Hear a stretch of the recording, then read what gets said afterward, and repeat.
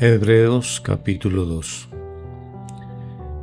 Jesús, nuestro hermano mayor. Sean todos bienvenidos. Leamos a continuación el versículo 1 del capítulo 2 del libro de Hebreos. Dice así: Por tanto, es necesario que con más diligencia atendamos a las cosas que hemos oído, no sea que nos deslicemos. Bien, esto que aquí se menciona es lo que debemos hacer a la luz de la superioridad de Jesús sobre los ángeles. Pues que debemos con más diligencia atender a las palabras de Jesús. También es fácil pensar que esta exhortación es dada a los no creyentes, pero en realidad esta carta fue escrita para cristianos, pues no solo lleva la idea del escuchar atentamente, sino también del hacer lo que hemos escuchado. Y por esto es necesario que con más diligencia atendamos.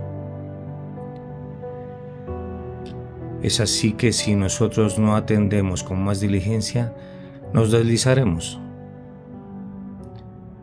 El escritor tenía en mente un bote a la deriva, y dicha deriva ocurre naturalmente sin ancla a algo sólido. Así, si no estamos anclados en la verdad de la superioridad de Jesús sobre los ángeles, nos deslizaremos con las corrientes del mundo, la carne y el diablo.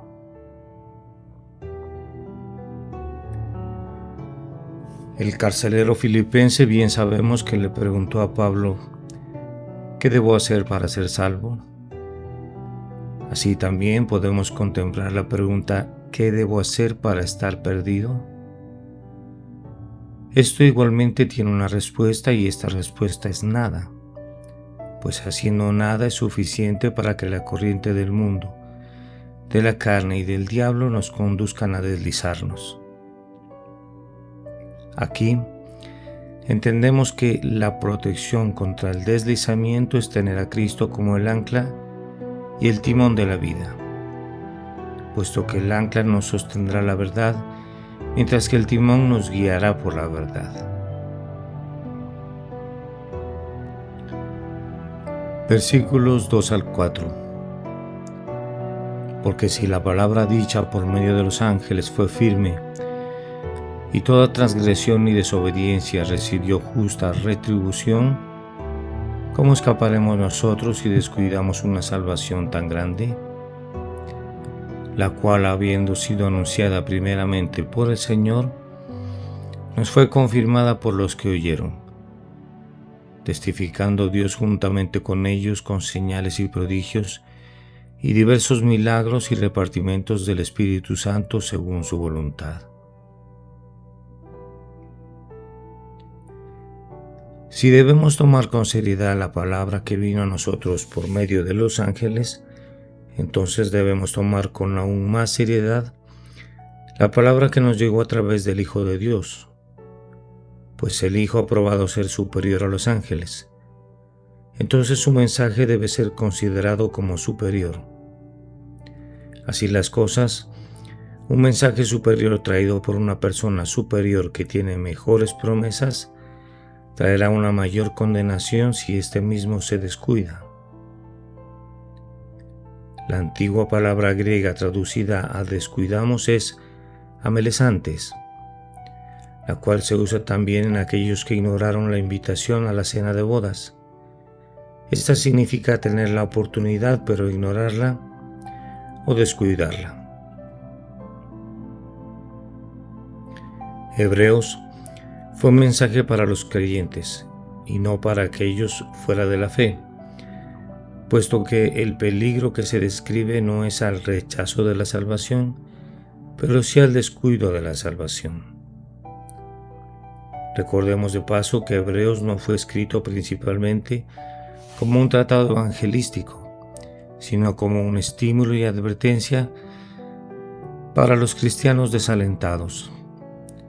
Fue un escrito para aquellos que habían descuidado un caminar continuo con Jesús.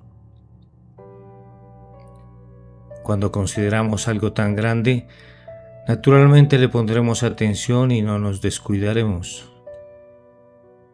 Si no consideramos algo como grande, lo dejamos a conveniencia en vez que a compromiso. Por lo tanto, si descuidamos algo, probablemente no lo consideremos grande.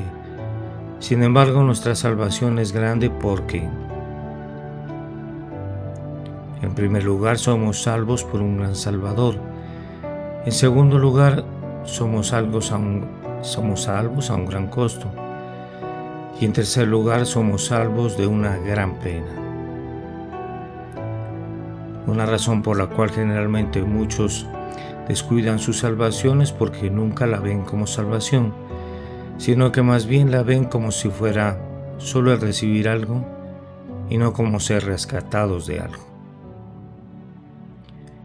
También dice, la cual habiendo sido anunciada primeramente por el Señor, nos fue confirmada. Esta palabra fue hablada por Jesús y confirmada por testigos, o sea, por los que oyeron. Así vemos que esta misma palabra fue confirmada con señales, prodigios, diversos milagros y repartimientos del Espíritu Santo dados por Dios. Al decir que fue confirmada por los que oyeron, el escritor confirma que él no es parte de la primera generación de cristianos, puesto que él había escuchado el mensaje de segunda mano a través de los apóstoles y testigos del ministerio de Jesús. Jesús dijo que habrá señales que seguirán a los que creen, esto en Marcos 16:17. Entonces, si no hay ningún indicio de lo milagroso en la predicación, uno puede preguntarse si en verdad la palabra de Dios realmente se está predicando. El predicador, por tanto, debe darle a Dios algo para confirmar la palabra de verdad. Por otro lado, el Espíritu trae tales dones y milagros según su voluntad, ya que los milagros no pueden ser fabricados y provocados por el esfuerzo humano o la emoción. Al respecto, demasiado daño se ha hecho ya por aquellos que creen que no pasan suficientes milagros en la congregación y buscan, entre comillas, encender el fuego a través del entusiasmo de la carne. En estos casos es difícil decir cuál es peor, si la negación de los milagros y los dones del Espíritu Santo o la falsificación de ellos. De hecho, cualquiera de los dos errores es bastante peligroso. Versículos 5 al 8a. Porque no sujetó a los ángeles el mundo venidero, acerca del cual estamos hablando, pero alguien testificó en cierto lugar diciendo: ¿qué es el hombre para que te acuerdes de él? ¿O el hijo del hombre para que lo visites? Le hiciste un poco menor que los ángeles, le coronaste de gloria y de honra, y le pusiste sobre las obras de tus manos.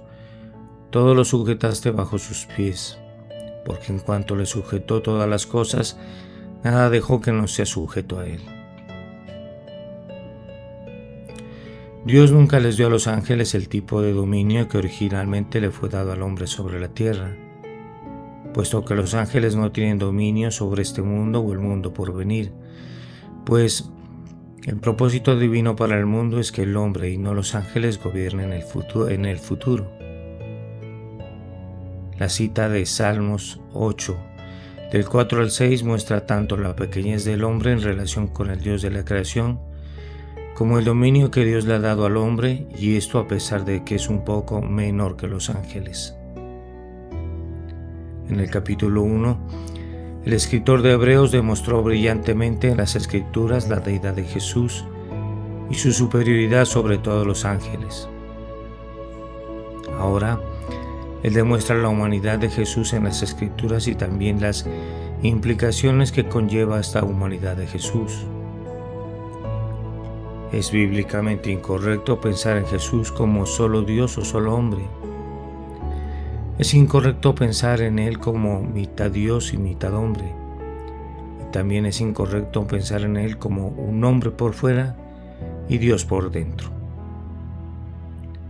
Al respecto, la Biblia enseña que Jesús es al tiempo completamente Dios y completamente hombre, y que una naturaleza humana fue agregada a su naturaleza divina, y que ambas naturalezas existieron en una misma persona. El escritor enfatiza el punto de que Dios ha puesto todas las cosas, no algunas cosas sino todas, bajo sujeción a los seres humanos. Esto lo que nos muestra es que Jesús debe por tanto ser humano, porque Dios dio este dominio a los seres humanos y el mismo Jesús ejerce esta autoridad. Versículos 8b al 9. Pero todavía no vemos que todas las cosas le sean sujetas, pero vemos a aquel que fue hecho un poco menor que los ángeles, a Jesús, coronado de gloria y de honra, a causa del padecimiento de la muerte, para que por la gracia de Dios gustase la muerte por todos. Parece que Salmos 8, 4, 6 es una promesa sin cumplir, pues no vemos que todas las cosas sean sujetas al hombre, pero la Escritura dice, pero vemos a Jesús. Esto lo que nos indica es que la promesa se cumple en Jesús, quien es Señor sobre todo. Así pues, a través de Jesús, el hombre puede recuperar el dominio que fue originalmente destinado para Adán. Esta promesa de dominio solo podía ser cumplida a través de la humillación, del sufrimiento y el padecimiento de Jesús. Pero asimismo, recordemos que el Hijo de Dios derrotó al mal que Adán introdujo al mundo, y este mal fue la muerte. Dios le dio al hombre dominio sobre la tierra, pero el hombre renunció a su poder de tomar ese dominio por causa del pecado, y así, el principio de la muerte le quitó el poder de gobernar. Pero vino Jesús y a través de su humildad y sufrimiento venció al poder de la muerte e hizo posible el cumplimiento de la promesa de Dios, que los hombres tendrán dominio sobre la tierra, promesa cumplida por el dominio de Jesús y por el gobierno de los creyentes con Él. Si Dios el Hijo no hubiese añadido a la humanidad su deidad y en su humanidad no hubiese sido hecho un poco menor que los ángeles, entonces nunca habría podido experimentar el padecimiento de la muerte en nuestro nombre.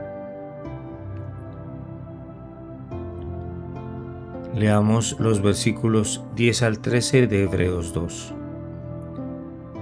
Porque convenía aquel por cuya causa son todas las cosas y por quienes todas las cosas subsisten, que habiendo de llevar muchos hijos a la gloria, perfeccionase por aflicciones al autor de la salvación de ellos.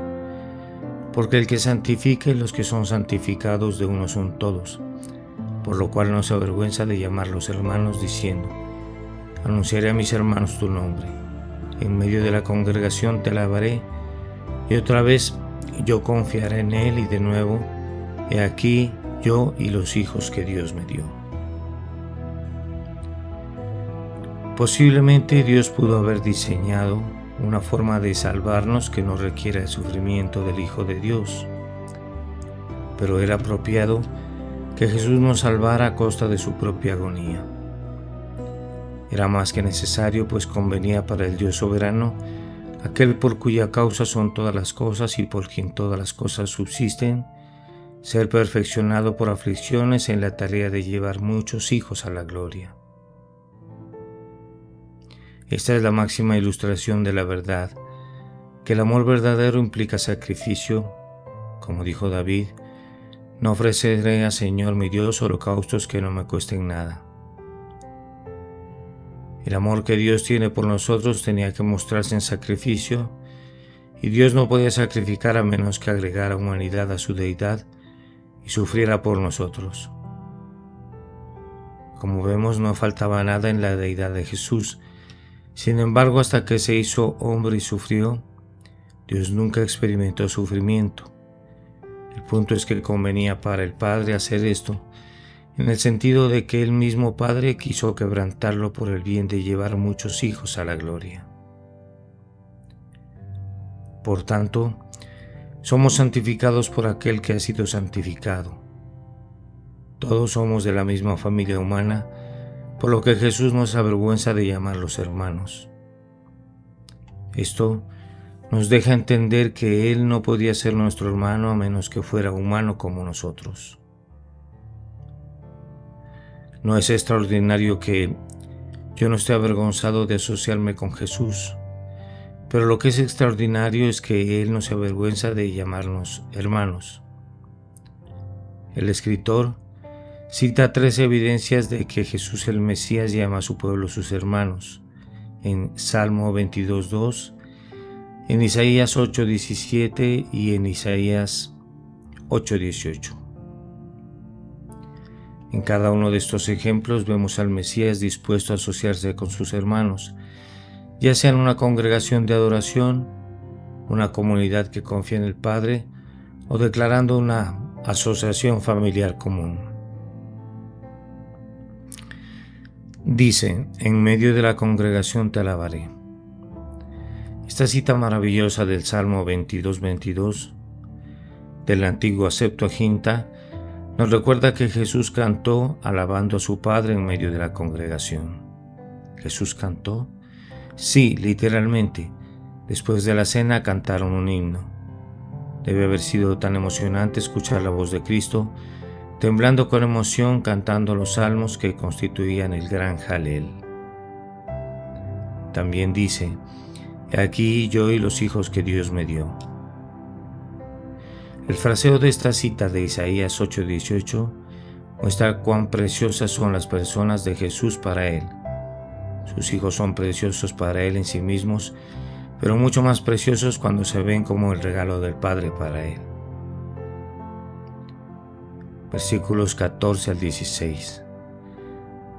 Así que por cuanto los hijos participaron de carne y sangre, Él también participó de lo mismo, para destruir por medio de la muerte al que tenía el imperio de la muerte, esto es, al diablo, y librar a todos los que por el temor de la muerte estaban durante toda la vida sujetos a servidumbre.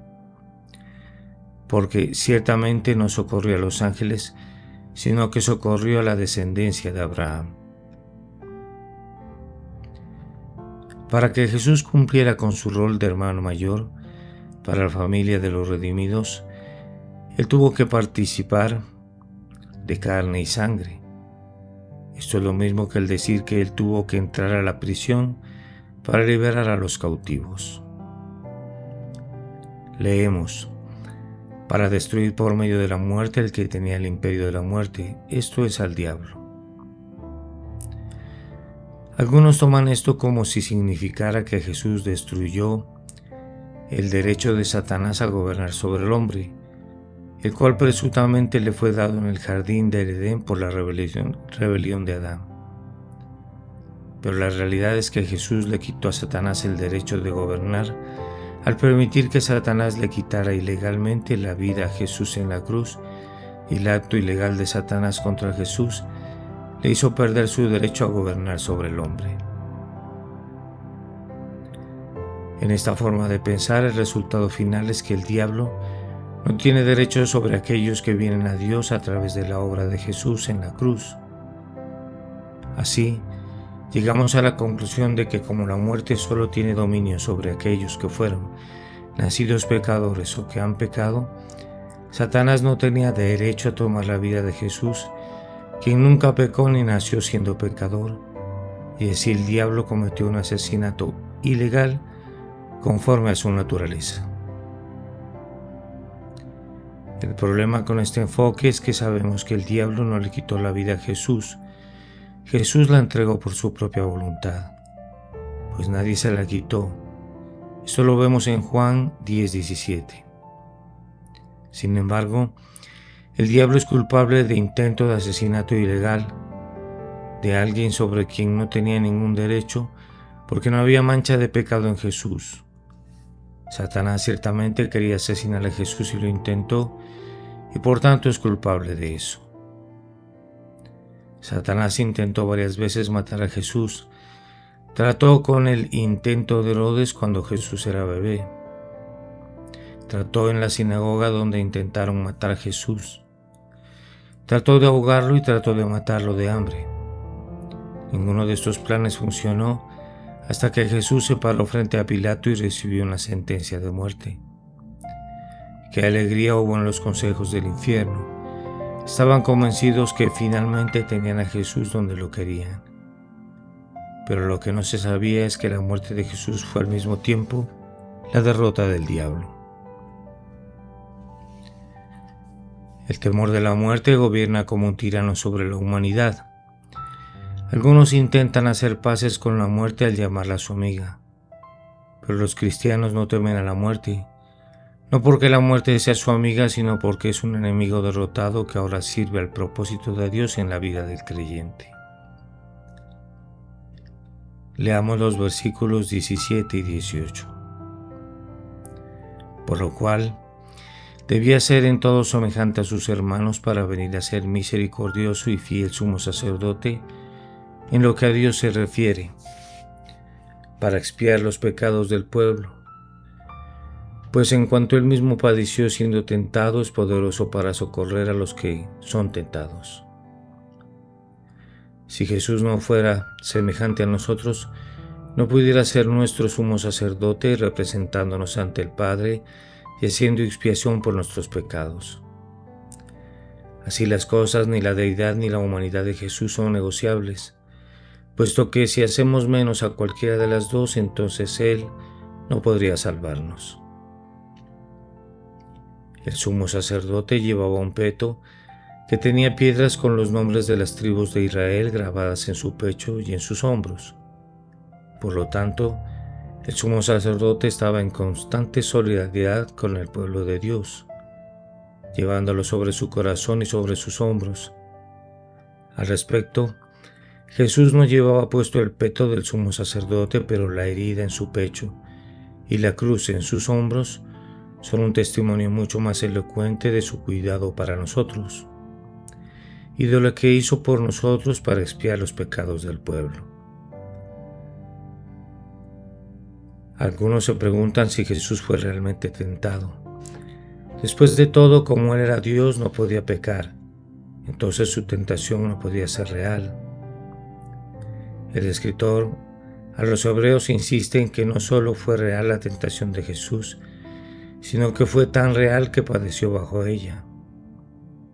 Hasta podemos decir que la tentación de Jesús fue más real y más difícil que cualquier tentación que nosotros pudiéramos enfrentar, puesto que cuando aumenta la presión de la tentación, algunos solo encuentran alivio al ceder a la tentación, pero Jesús nunca hizo esto.